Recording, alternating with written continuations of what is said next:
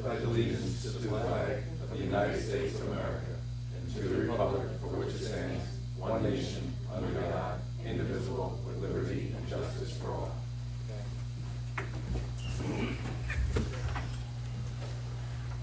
Any motion to open this meeting? Motion to open the ZBA meeting 2026. And I'll second it. 3 seconds, all in favor? Aye. Aye. Great. We do have minutes to approve on December 16th, but I think only Sam, you and I were here to do that. I don't know, that doesn't really constitute. Jamie and Kenny weren't here according to this. Right, so I think we'll have to approve those next time. That's correct. Okay, so that's, there are no possible extensions or abandonments of applications pursuant to the town code. We have no public hearings. Then we have items for discussion and action. We have Healy Ford Truck Repair 12-1-8.221. Applicant proposing expansion of existing facility requires the following variances. 97-26D, setback of principal structure to a water course. 97-14A, maximum impervious surface coverage. And then there's an interpretation of 97-48A, C, landscaping of parking lots. So, the public hearing on that is closed. That's correct. Yeah, I'll make a record for you. So, the application was already duly noticed public hearing, which opened on November 18th, 2025. That hearing, the board received testimony from the applicant's engineer, statements from the applicant, members of the public, and written submissions from council. Public hearing was closed, matter was adjourned for deliberation, matters back before the board tonight for discussion and action. Before any further deliberation, I want to confirm the board's review the application, site plans, written submissions, testimony, and comments received at the public hearing. I believe we have, right? Yeah. Okay. Before we proceed to deliberate on the request for relief, SECRA must be addressed for record. Action before the board tonight consists solely of granting area variances, and interpretation does not involve granting of any use variance as pursuant to 6 NYCRR section 617.5 sub C sub 17. The granting of area variances and interpretations constitute a type 2 action under the State Environmental Quality Review Act. It's a type 2 action. The board's action is not subject to further review under SECRA. Accordingly, the board may proceed directly to deliberation and consideration of the requested relief under statutory balancing test applicable to area variances.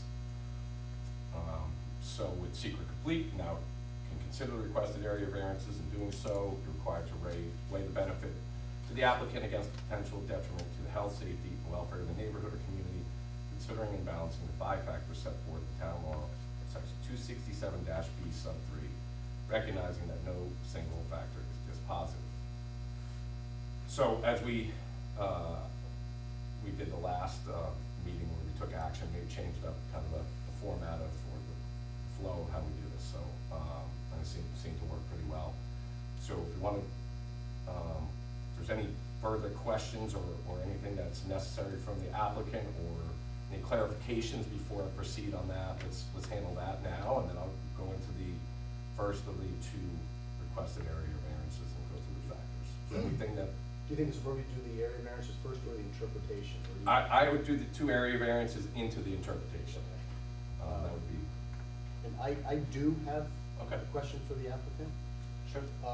Given that I've expressed the last 2 variances, last 2 times the applicant's been before here, I've been concerned about segmentation of their projects. Are you aware of any other projects that are planned that will be coming here seeking for variances in the near future? Am I aware? I'm not aware of any. And for the record, that's Marcia Jacobowitz, applicant's attorney. I just want to. Sorry, thank you. I just We're sort of familiar with that. Sorry. I just want to, again, express my concern about the I've been on this board for 5 years. Yep. 5 years. And this is the only applicant that's been here 3 times in that time period, seeking multiple variances. And I understand that their business is not entirely under their control. They're a franchisee, if you will, of broader national or international corporation, but I know the business cycle is more than 6 or 7 months. And so I just want to make sure that we're able to evaluate the variances in total instead of piecemeal, because it really does hamper our ability to evaluate this project or any of their projects appropriately. So not going too far back in history, I would just say that the different variances that have been before this board have been on individual projects unrelated. Like this is But not still, related there's to still the a parent Lincoln. corporation that sees the vision here. But there was no forethought to, okay, we're gonna do this variance now, and we'll wait and do that variance 5 months from now. There was no thought process like that because of the different things that are required by Ford, by Lincoln, and the property is situate where it is. The buildings are where they are, and so when you add on and you do the things that are required by Ford and by Lincoln, you don't know those things at the same time. So while it may seem to you that this was planned, I'm not suggesting that possibly, it's planned, I'm just saying that it's, we're not able to evaluate these, because it's in a very small area, really, and the impacts of these things are cumulative. So I just want to make sure that the applicant understands that I'm not excited about doing this, one bite at a time. I think there needs to be a little bit more forethought, and if these things are coming at us, I think they need to think about that a little bit more and allow us to do our jobs. That's all I'm saying. certainly, I mean, I will, excuse me, speak for my client, with regard to,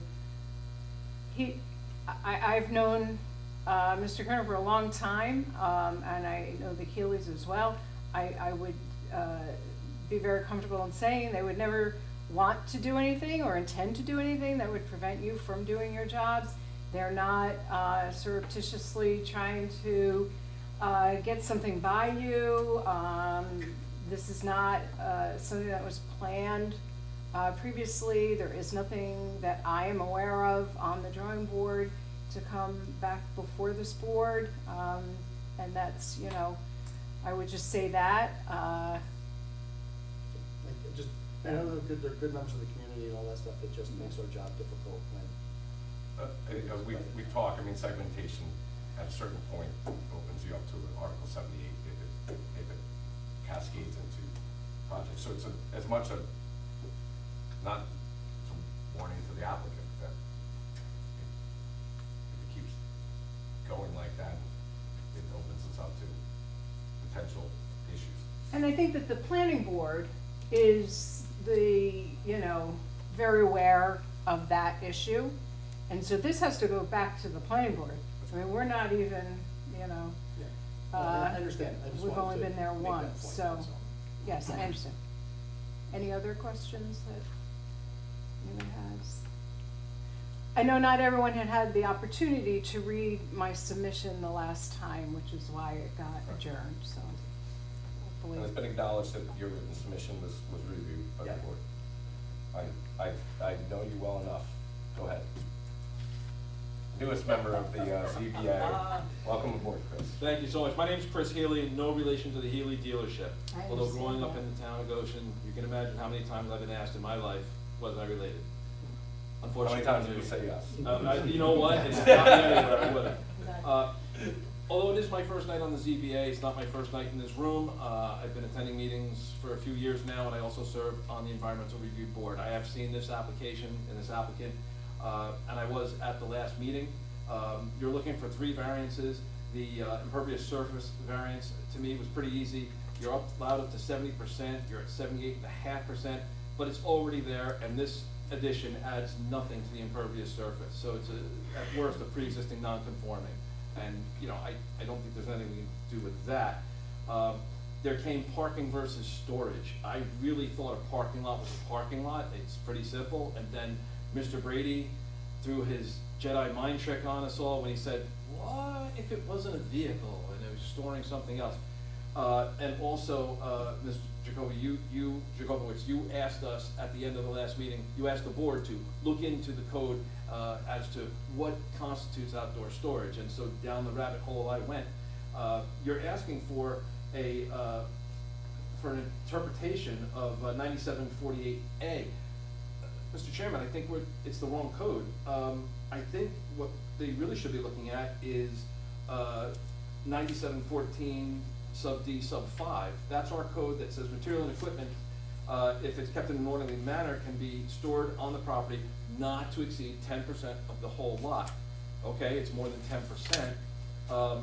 But in the very next sentence, it says that the 10% limitation can be waived for those uses which by their nature require outdoor storage. And then they list nurseries, lumberyards, outdoor sculpture galleries, and automobile dealers. I think outdoor storage is where this comes in.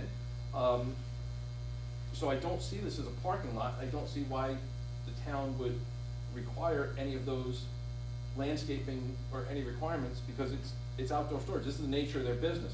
I think that so long as we're talking about unregistered vehicles, that is vehicles for sale by the car dealership, I really do think that is the code that applies in this case, and so either a variance from what they're asking, or strike it altogether. They don't fall under that variance they're asking for. The problem I have, this is the one you don't want to hear, 9726 is the stream corridor overlay. Now, the stream corridor overlay is set out by engineers, hydraulics. These are the people that know where the water goes and into the water system. And it says that your building has to be 100 feet away from the water course, and you're about 48 feet away. You know, right on the town code, right on the town website rather, it says the zoning board of appeals serves the purpose of providing relief in appropriate circumstances, that is overly restrictive zoning provisions, misapplied zoning map, and if the applicant believes that the local zoning ordinance should not apply, they can seek a variance. Well, I haven't heard in all the times you've been to these rooms, planning or zoning, that you thought that this is an overly restrictive zoning provision. What I've heard is you just need to build it closer to the water. Just wanting to do something, not protecting our town is a problem for me. It's supposed to be 100 feet away for a reason, and it's not a misapplication of the zoning map, that's very clear. And if you're saying the local zoning ordinance shouldn't apply, I'd love to know why. What is it that, you want a variance? Why should this application get a variance? So I'm hoping that you had the opportunity to read through my submission. I did point out that, I'm not saying it doesn't apply. I don't think that we've asserted that. Why you go get a variance is, it does apply, but you need it to be varied because of your circumstances. With regard to the 100 feet, and I'll let Jay Samuelson from Engineering Properties speak more specifically, but it's 100 feet of the water course, and so there are variations of the high water line. And so I'm going to let Jay explain it a little bit better than I could. All right, so we'll go, Jay Samuelson, Engineering Properties, the engineer for the applicant. I'll go through both of them. I'll go back to the very first one regarding the parking lot and the landscaping. The question for the interpretation is because the planning board and the planning board's engineer made the determination that it's a parking lot, not a storage area.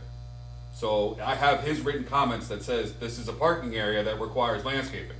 That's why we're asking for the interpretation of whether the board feels it's a parking lot or an outdoor storage area, because an outdoor storage area does not require the landscaping, a parking lot does. So that's the interpretation we're asking, not the section of the code whether they can waive the landscaping or not. The planning board has determined, and their engineer has determined that it's a parking lot, and that's why we're here for that interpretation of whether you believe it's a parking lot or outdoor storage. I believe outdoor storage. So we're gonna need to make that interpretation and go from there. Regarding the building setback from the watercourse, yes, the building, the code is written for a reason. The building is an impervious area, it's a structure that is built within or built on the land. The separation is to maintain a buffer between whatever's being constructed in the stream. In this case, that area is already completely developed as a parking lot, as a pavement area. We would be ripping up pavement to put in a building. We're not changing the protection of that stream by changing it from pavement to a building. There's no difference in impervious, there's no difference in runoff between those two. We can actually probably collect and divert the water off the roof a lot easier than we could the existing pavement that's there. So in our opinion, that is why we're asking for that variance, because we feel the situation and the condition is exactly the same, whether it's a pavement or whether it's a building. So the pavement already goes up to about 6 feet from the stream bank, whereas the building would be 48 to 50 feet back. The current building is just outside that 100-foot now, but that's all paved now. So that's all pavement anyway.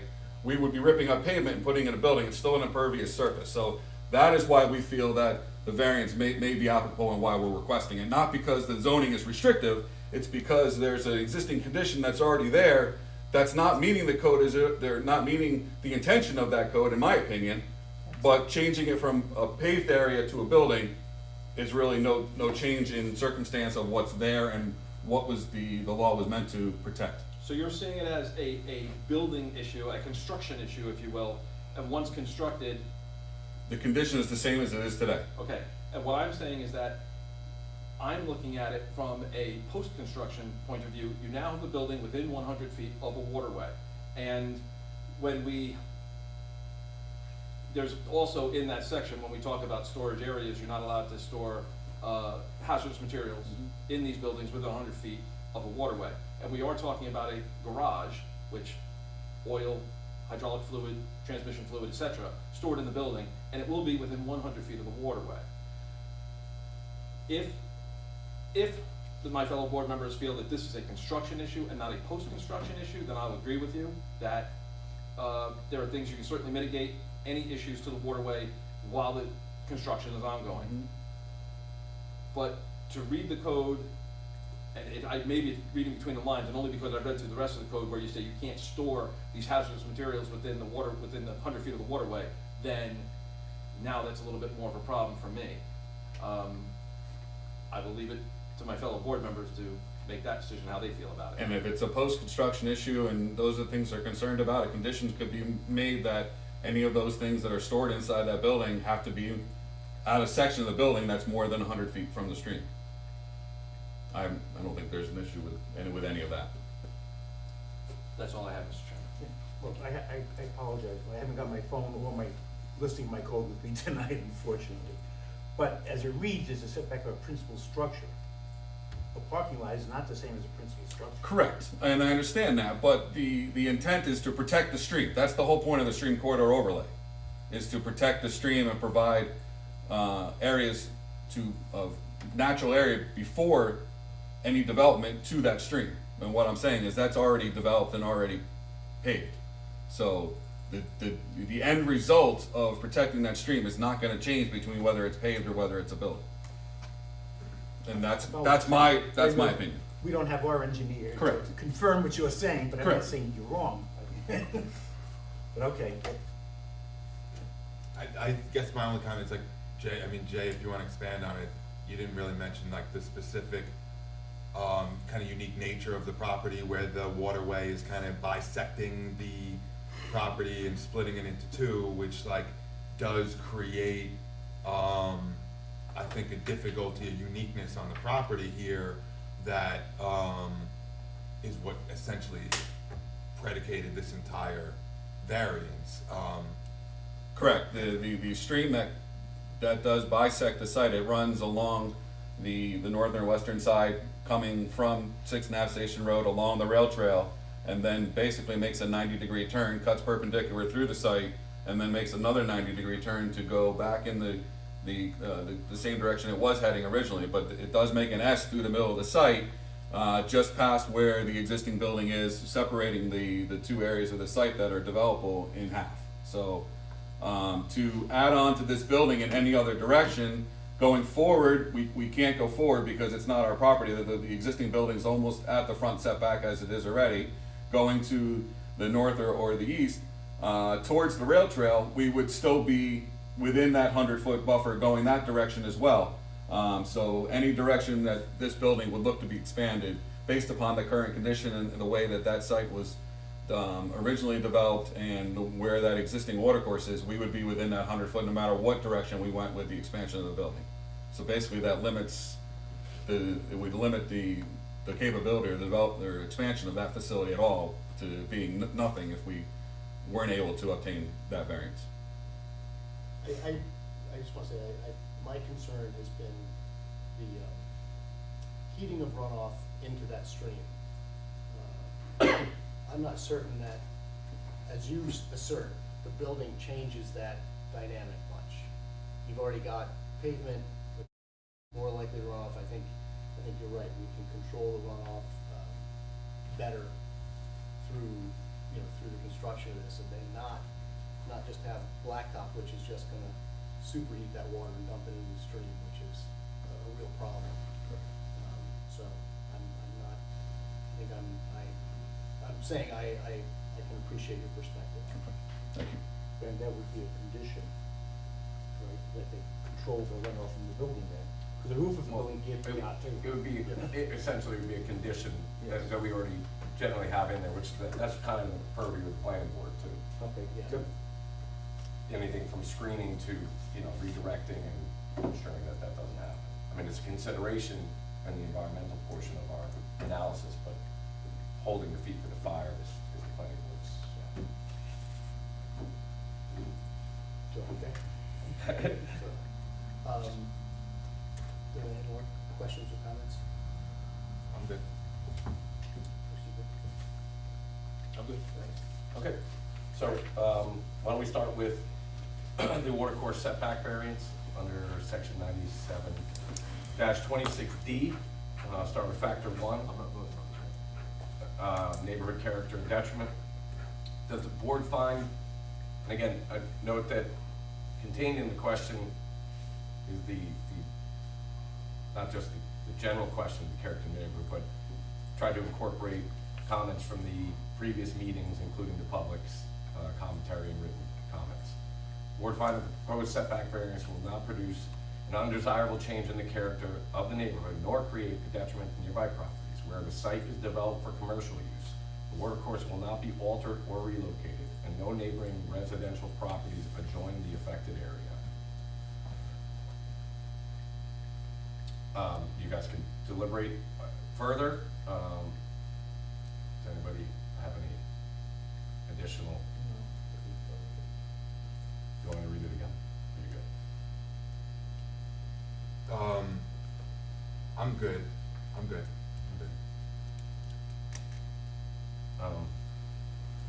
So is there any, just all in the group, is there anybody disagrees with that statement? No, I think I'm good. Okay. Factor 2, feasible alternatives. Does the board find that the benefits sought by the applicant cannot be achieved by a feasible alternative that avoids the need for a variance, where reconfiguration of the expansion or relocation of the watercourse is not practical given the site constraints, regulatory requirements, and the existing configuration of the facility? We agree with that statement. Shall I read it again? I agree with it. Okay. Substantiality. Does the board find that the requested variance, reducing the required 100-foot setback to approximately 47.8 feet, is substantial, but that substantiality alone is not determinative, must be weighed against the remaining factors? So it is substantial, but must be not determinative and weighed against the other factors. I concur with that. Factor 4, environmental impact. Does the board find that the proposed variance will not have an adverse environmental impact, where the addition is proposed in an area already disturbed, no increase in impervious surface is proposed, the watercourse itself will not be disturbed, and the floodplain compliance requirements will continue to apply? Any additions, subtractions. Read the Agree with last that. part. Sure. Yeah, that one. Does the board, this is the environmental impact, does the board find that the proposed variance will not have an adverse environmental impact, where the addition is proposed in an area already disturbed, no increase in impervious surface is proposed, the watercourse itself will not be disturbed, and the floodplain compliance requirements will continue to apply?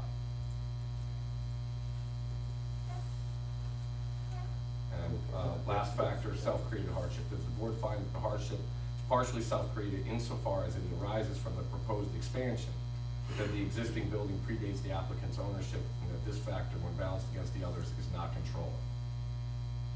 Can you say that one more time? I can. Does the board find that the hardship is partially self-created insofar as it arises from the proposed expansion, but that the existing building predates the applicant's ownership, and that this factor, when balanced against others, is not controlling? So it's self-created in as much as they're trying to expand, but the building that exists there predates their ownership.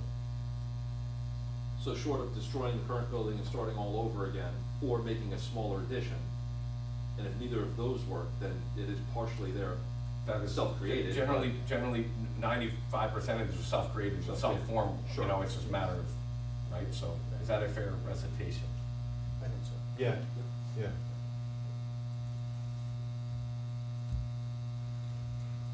Okay, so, with those 5 factors in mind,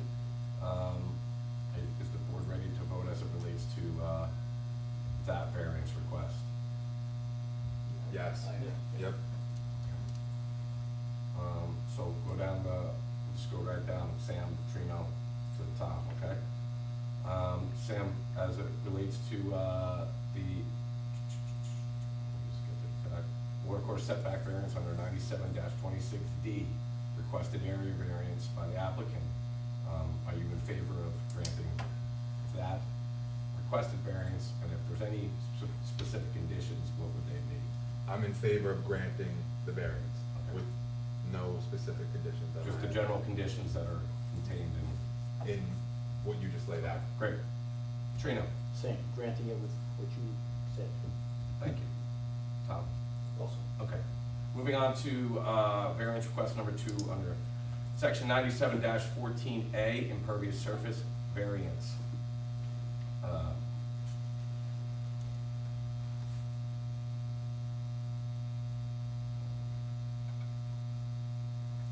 Factor 1. Pardon me, guys.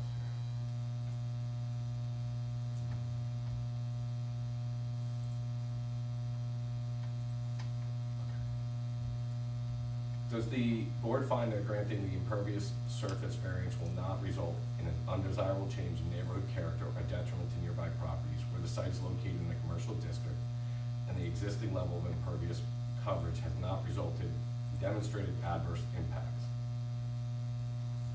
Does the board find that granting the impervious surface variance will not result in an undesirable change in neighborhood character or detriment to nearby properties where the site is located in a commercial district and the existing levels of impervious coverage not resulting in demonstrated adverse impacts? Right. I concur with that. Okay. Factor 2, does the board find that there is no feasible alternative to achieve compliance without undue hardship, where removal of long-standing impervious surfaces would interfere with continued commercial use of the property and is not practical? Does the board find that there's no feasible alternative to achieve compliance without undue hardship, where removal of the long-standing impervious surfaces would interfere with continued commercial use of the property and is not practical? Sam, you're making a face, talk to me.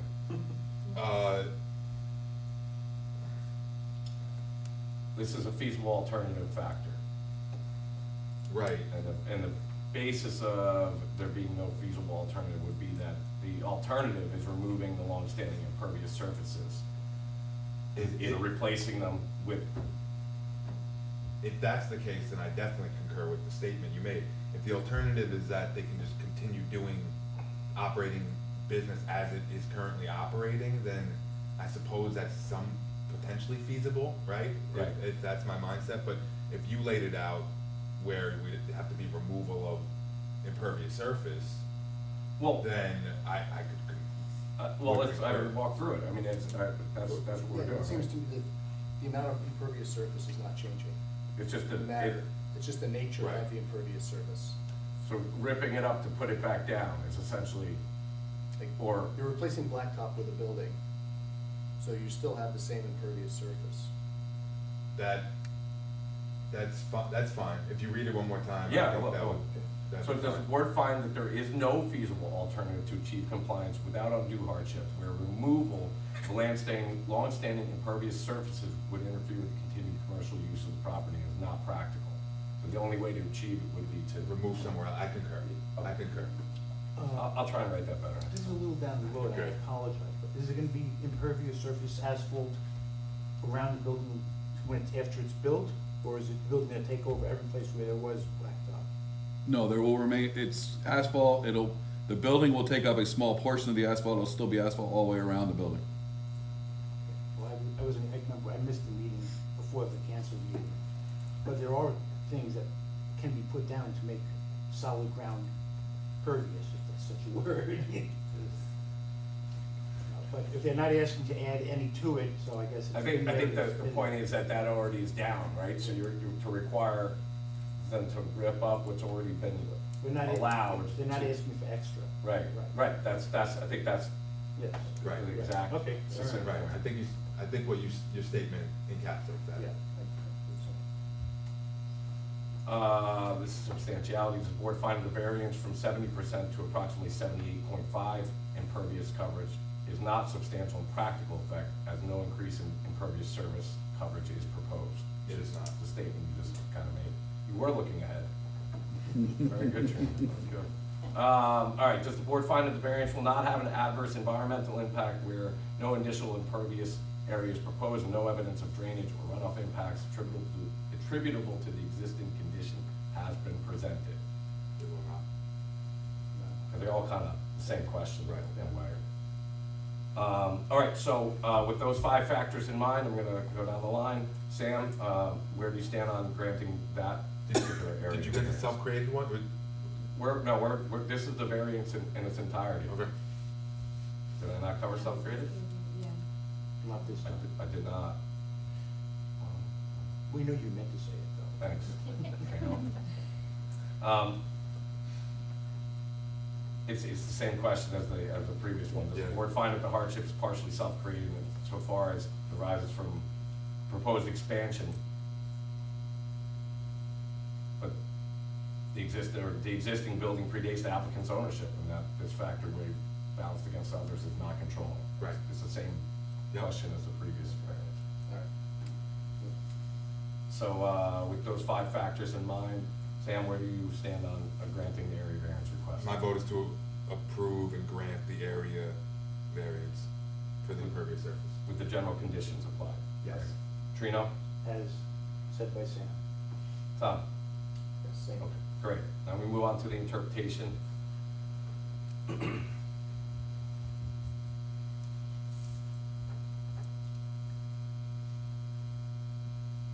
Does the board find that the area in question is used primarily, or will be primarily used for long-term storage of inventory vehicles associated with the Ford dealership operation? It does not function as a traditional parking lot, regular customer turnover, or pedestrian circulation? Say it again. Does the board find that the area in question will be used primarily for long-term storage of inventory vehicles associated with the Ford dealership operation? It will not function as a traditional parking lot with regular customer turnover or pedestrian circulation? Yes, Okay. I think that based on my personally going to the site Exactly. multiple times and the testimony from the applicant and the applicant's attorney and engineer, that I would agree in that interpretation. Does the board further find that the town code does not clearly exempt such areas from all design and buffering considerations? It's heading towards a planning board condition, I'm asking it ahead of time. I concur, yes. Okay. And then accordingly, does the board wish to grant the interpretation in part, determining that inventory vehicle storage area is not subject to the strict landscaping island spacing requirements of 97-48A, sub 4, sub C, while preserving the planning board's authority to require reasonable screening, buffering, or landscaping measures as part of site plan review. So, it's not held to all the requirements of 97-48A, 4C. But general screening, buffering, and landscaping measurements would remain in as part of site plan review. That's based, again, that's all for your comments, and As Sam pointed out, that area back there is not a normal visible area by most people. correct, but leaving it Unless you still thought open it to was the a planning Howard board then you can see to, it, but. well, it still leaves that, you know, Yes. the ability for the planning board to use reasonable discretion with that, just not to the strict compliance of 97-48A, 4C. Do we agree? Yes. Okay. So based on that, I'll go down the line, that would be the interpretation, I'll read it again, all right? Board wish to grant the interpretation in part determining that the inventory vehicle storage area is not subject to the strict landscape island spacing requirements of 97-48A, sub 4, sub C, while preserving the planning board's authority to require reasonable screening, buffering, or landscaping measurements as part of site plan review. Sam? Yes, that's, yes. Trino? Yes. Tom? I agree. Okay. All right, so both variances were granted with, subject to the conditions discussed and subject to planning board site plan approval, as well as the interpretation granted in part as read into the record. For clarification, is there any need for clarification? Obviously, the decision's not written and adopted, but anything from the applicant further? So council prepare a written decision consistent with the findings placed on the record and seek determination adopted this evening, presented at the next meeting for review and signature. Fair? Sounds good. Okay. Great. I think we'll get the hang of it with this new, Yeah, it's better because it flows into the decision, but Yeah. it's like, It's a little, we were, it's more work on the front end, yes, and it's just getting used to the flow Yeah, here. with- I'll get it down. I think that's gonna be the best way of encapsulating our views instead of like just a chop shop survey, Yeah, you know? I agree. Yes, because then I take this and it goes right into the decision with any additional commentary. Yeah. That's me. Yeah, yeah, so, And I like the journeying off of the public hearing. Unless it's a simple thing, right? Like, Right. And coming back Well, it and gives prepared. you time to really prepare it. Yeah. afterwards, so I think that's a good move. Just want to thank the board very much for your time. Greatly appreciated. Welcome, thank you. happy New Year, y'all. Happy care, New guys. Year.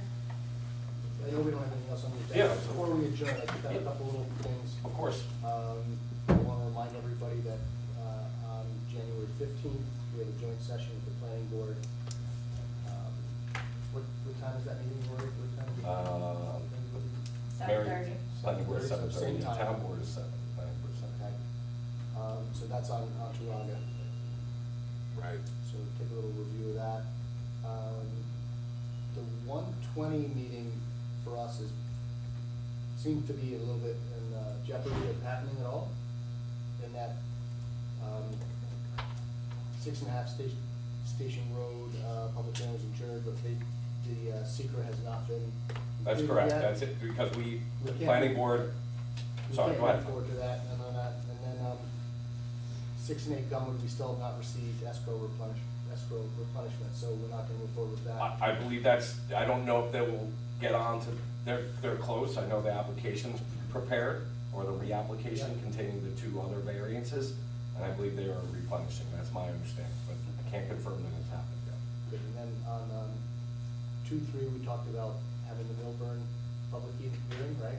Correct, I know that they are looking to send out public notice, as early as would make sense without it being so early that it gets lost, Yeah. right? Yeah. So, that was on discussion today Yeah. with their council. Good, I just wanted to kind of review Yep. that stuff, and I think that's pretty much it. Yeah, I would bank on right now that we're gonna have that the 20th meeting. You think so? I do, because if they replenish, there's really no reason to pull them off. I mean, Yeah, it's, no, if they replenish, I'm happy to move Yeah. forward with it, but right now, I just say it's in jeopardy, just. put it I out would, there. Jeopardy is, that's fair. Mr. Chairman, what would be the cutoff date? At the last meeting, you had said that, you know, you were looking to hold them to a bit more, the applicants a bit more to that, Well, I think we're trying to get stuff from applicants at least a week in advance, so they have a chance to review, but this is a little bit different, it's just, We've had it just wasn't formally, they just have to replenish their escrow account.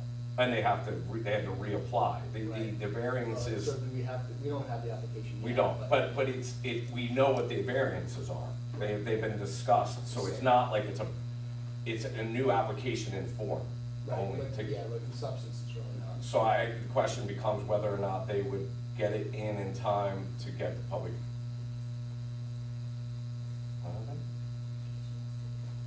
Yeah, no, I know, but it didn't, technically can't be contemplated.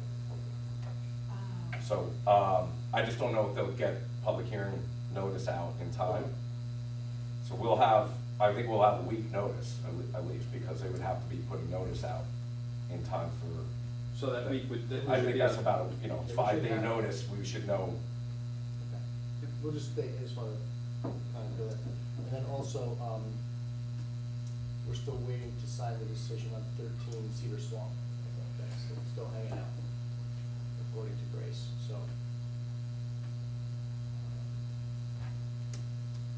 Okay. I will We'll just confirm follow- that. We'll just get that done too. Okay, that's, those are my notes.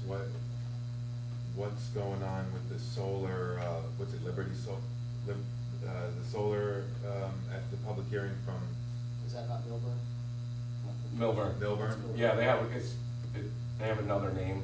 Yeah, there's Oh. a couple names, but it's Milburn that's the same project. That's where it is. Got it, yeah, sorry for the mix-up, but, okay, so Yeah. they're, That was the one they had come and people received the notice the Yeah. night of. yeah. Yeah, so Oh. we pushed it back to That has February. been brought to attention. Okay, so that's what you're I saying wasn't on here for that February meeting. 3rd. But I Oh, know yeah, someone so- who lived down the block from it, and they said they got it on Wednesday morning. Most people got it, yeah, Tuesday, Wednesday, yeah, Yeah, so. some of you got Wednesday afternoon. So we moved Tuesday that meeting. back. Okay. They had to renotice everybody. Cool. So they should have ample, ample time. Cool, thank you, Chairman. So, anything else from anybody before we close the meeting? Just, so I wasn't voting tonight because although in the audience I wasn't on the dais for the Healy application.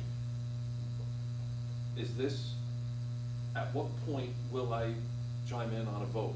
That is to say, is it every application that's already in the pipeline I'm recused from? Do we know? I would get, no. No, I think, No.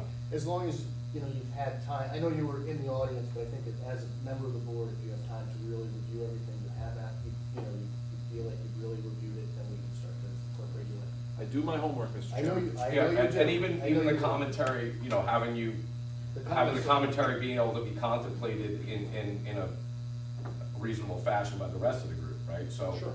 I'll talk to you. Okay. I'll give you Sounds great. I just didn't think it was wise to have a vote from somebody who had not been on the board at all, Agreed. and that's all. I Thank don't you. wanna, Yep. I just don't wanna have problems down the road, so. And look at your last name, people figure it. Then it occurs. Good. So, all right, so do we have a, motion to adjourn? Well, look at Murray's money. There we go. There we go. I make the motion to adjourn the meeting. I'll second that. No, we'll go with Trino. Please do, Go with please do. Trino.